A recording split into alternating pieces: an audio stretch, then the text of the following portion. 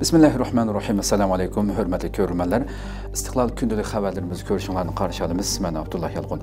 Programımızda vətənimiz Şərq Türkistan və dünya gün tərtibindəki ən mühim xəbərlərini huzuruna sunumuz. Qınamızda xıtanlar ekranımızda olsun. Amerika-Xitay arasındakı istihbarat urushi kuchaymaqda. Amerika bilan Xitoy arasida texnika urushi kunsiri cho'nqurlashayotgan paytda ikki davlat arasidagi istihbarat urushi mos qadamda kuchaymoqda. NTV'ning 15 iyuldagi xabariga ko'ra, Amerika-Xitoy arasidagi istihbarat urushi o'tgan hafta Amerika Federatsiya tekshirish idorasi FBI'ning Xitoy virusi vaksinasiga aloqador muhim tadqiqotlarni o'g'irlash bilan ayblangan Xitoy hacker Shu Zeweyni Italiyaning Milano shahrida qo'lga olishi bilan avjiga chiqdi. FBI direktori Kash Patel bu hodisani Xitoy Kommunist partiyasini ovlash deb ta'riflab, Amerika organlariga qilingan hujumlarning javobsiz qolmaydiganligini ta'kidladi. Dal shu kunlarda Xitoy bexatarlik ministrligi 3 chet ellik josuslik planini to'sib qolganligini e'lon qildi. Ministerlik Xitoy amaldorlarini intizomsizlik sababidan ogohlantirib, chet ellik josuslarning Xitoyga singib kirish tirishchanligining oshganligini e'lon qildi. Va bu hodisalarning birida chet elda bir chet ellik josus tarafidan tuzoqqa tushirilgan bir Xitoy amaldorining maxfiy hujjatlarini ta'minlashga majburlanganligi da'vo qilindi. Mutaxassislarning qarashicha, ikki davlat orasida josuslik faoliyatlari savdo-sotiqdan sun'iy aql va yerim o'tkazgich texnikalarigacha nurg'un sohadagi raqobat bilan birga yangi bir bosqichga ko'tarilgan bo'lib, Georgetown universitetidan Dennis Wilder Amerika istihborot organlarining Xitoy amaldorlarini internet orqali nishonga elib o'ziga josus qilish tirishchanliklarini oshirganligini, o'xshash vaqtda Xitoymo Amerika fuqarolari va savdogarlarni nishonlagan mashg'ulotlarni tezlatganligini bildirdi. Trump hukumati Xitoyga qaratgan texnika eksport cheklamasida ba'zi cheklamalarni yengillatib, Nvidia va AMD qatorliq shirkatlarning sun'iy aql o'zaklarini qaytadan Xitoyga setishiga yo'l qo'ygan bo'lsa-mu, mutaxassislar bu qadamning josuslik faoliyatlarini azaytmaydiganligini bildirishmoqda. Yana bir tarafdan Xitoy o'quvchilar va tadqiqotchilar Amerika universitetlarida texnika qattiq kuzatish obyektiga aylangan bo'lib, Xitoy rejimi bilan aloqasi bor deb qaralgan Xitoy o'qish mukofot kengashi va Tsinghua universitetining hamkorliklari kongressning tekshirishiga uchradi. Iyun ayida FBI Amerika dengiz armiyasi xizmatchilaridan maxfiy uchurlarni Xitoyga yo'llashga tirishgan ikki Xitoyni Oregon va Teksasda qo'lga oldi.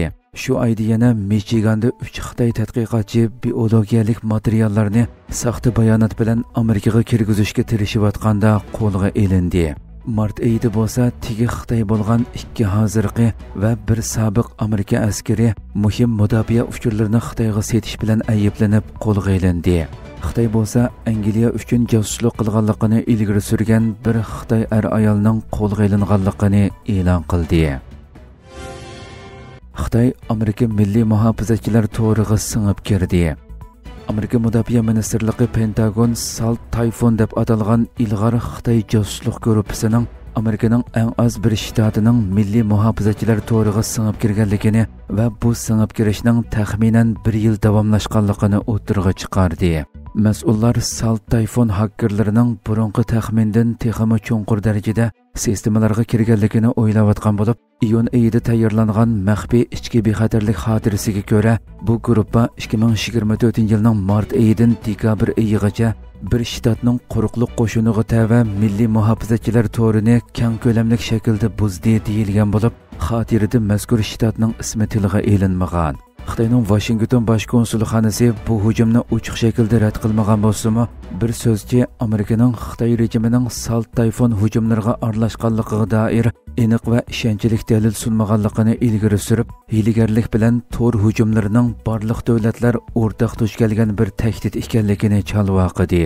Amaliyotda Salt Typhoon hacker guruhi Xitoyning cho'ng ko'lamli josuslik faoliyatlari ichidami ko'zga ko'rinarli tarixga ega bo'lib, bu guruh bir organdan yana bir organga intayin qulaylik bilan o'tib ketish iqtidori bilan tanilgan.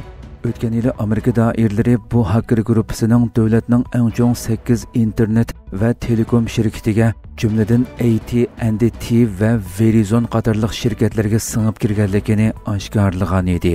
bu hakkerlar gruppasining bu shirkatlar orqali Donald Trump va uning prezidentlik saylimidagi raqibi Kamala Harrisning saylam gruppasi bilan birga parlamentdagi ko'p sonli senatorlarning boshlig'i Chuck Schumerning ishxonasini nishonga olib, telefon va uchurlar ustida josuslik qilganligi oshkorlangan edi. Xitoy Yaponiyaning Xitoyni eng chong tahdid deganligiga qattiq norozilik bildirdi. Xitoy Mudofaa ministrligi bayonotchisi chorshanba kuni Yaponiyaning Xitoy eng chong tahdiddir degan ifodasiga va Xitoyning ichki ishlariga aralashganligiga qattiq norozilik bildirdi. Xitoy Mudofaa ministrligi bayonotchisi Jiang Bin Yaponiyaning yaqinda e'lon qilgan 2025-yillik mudofaa aqtashliq kitobi haqida taratqularning savoliga javob berib, Yaponiyaning aqtashliq kitobida Xitoyni Yaponiyaga nisbatan misli ko'rilmagan eng chong strategiyalik tahdid deb ataganligini va Xitoyning bir taraflama kuch ishlatib navbatdagi ahvolni o'zgartirishga tirishganligini, shundaqla Tayvan masalasi haqida mas'uliyatsiz baho berganligini bildirib, Xitoy tarafining buningga qattiq norozilik bildirganligini ifodaladi. Jiang Bin yana nomussizlarga beshamlik bilan Yapon militarizmining Xitoy va uning atrofidagi Osiyo davlatlariga zo'r azob-uqubat keltirganligini eslatib, afsuski Yaponiya bunda xatoliklarni o'ylanib ko'rishning o'rniga yana bir qatim mudofaa xomchotini oshirish, qurol eksportiga bo'lgan cheklamalarni bekor qilish va harbiy to'qinish shakllantirib, harbiy kuch qurishning xatarlik yuzlanishini yana bir qatim ko'rsatdi. Texmi muhimi Yaponiya 3 yadrosiz prinsipga tuzitish kirgizishni pat-pat talab qilyotidi deb chalvoqash bilan birga, buning Osiyo Tinch okean rayonining tinch amonligiga jiddiy tahdid ekanligini bildirib bildirdi. Jiang yana bu yil Xitoyning Yapon tajovuzchilariga qarshi turish urushi va dunyo fashizmiga qarshi turish urushining g'alaba qilganligining 80 yilligi, shundaqla Tayvanning qaytirib olinishining 80 yilligi bo'lganligini so'zlariga ilova qildi. Hürmetli görürmelerimiz, şuna qilib bugungi xabarlarimiz mush yerda oxirlashdi. Atiki programmamizda ko'rishguncha omon bo'linglar. Assalomu alaykum va rahmatulloh.